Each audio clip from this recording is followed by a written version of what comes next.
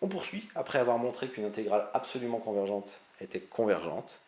Comme pour les séries, toujours par analogie, la réciproque est fausse. Il existe des fonctions pour lesquelles l'intégrale est convergente et qui ne sont pas absolument convergentes. Donc je vais donner tout de suite un exemple. La fonction f, alors qui est définie sur 2π plus l'infini, j'aurais pu démarrer à autre chose que 2π, mais peu importe, à valeur dans C, qui a t donne exponentielle it sur t. F est une fonction continue sur 2π plus l'infini, comme quotient de fonction continue dont le dénominateur ne s'annule pas. Je calcule le module de f de t. Le module de l'exponentielle it s'en va, ça vaut 1. Donc pour tout t, le module de f de t vaut 1 sur t, qui est le terme général d'une intégrale divergente au voisinage de plus l'infini. C'est une intégrale de Riemann classique. Le fait de démarrer à 2π ne change rien, c'est toujours au voisinage de plus l'infini qu'il y a un problème. Donc l'intégrale du module de f de t dt diverge. Donc l'intégrale entre 2π et plus l'infini de f de t dt n'est pas absolument convergente. Pourtant, on va voir que cette intégrale est convergente.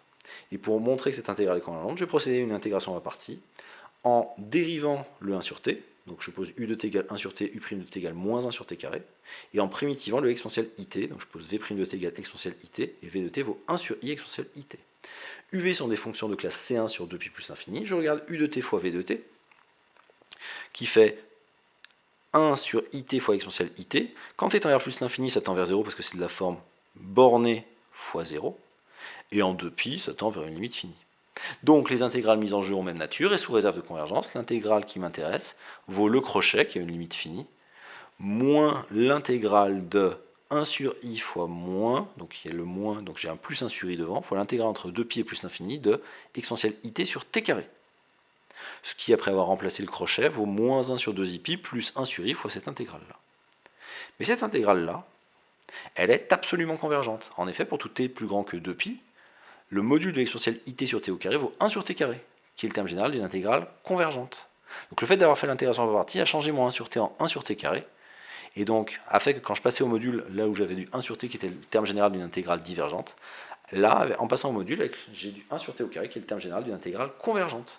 Et donc cette intégrale-là, l'intégrale entre 2π et plus l'infini de exponentielle it sur t carré, dt, elle est absolument convergente et donc convergente. Et donc dans l'intégration à partie, comme les deux intégrales ont même nature, comme celle-ci est convergente, celle-ci est convergente.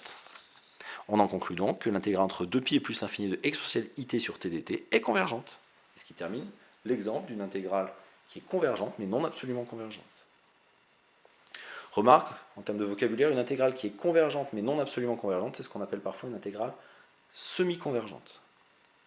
Deuxième remarque, cet exemple illustre le fait que quand on dit dans une intégration à partie les intégrales mises en jeu sont de même nature, le de même nature signifie l'une converge si c'est seulement si l'autre converge, ou l'une diverge si c'est seulement si l'autre diverge. Mais il n'est pas question dans le avoir même nature d'être absolument convergente.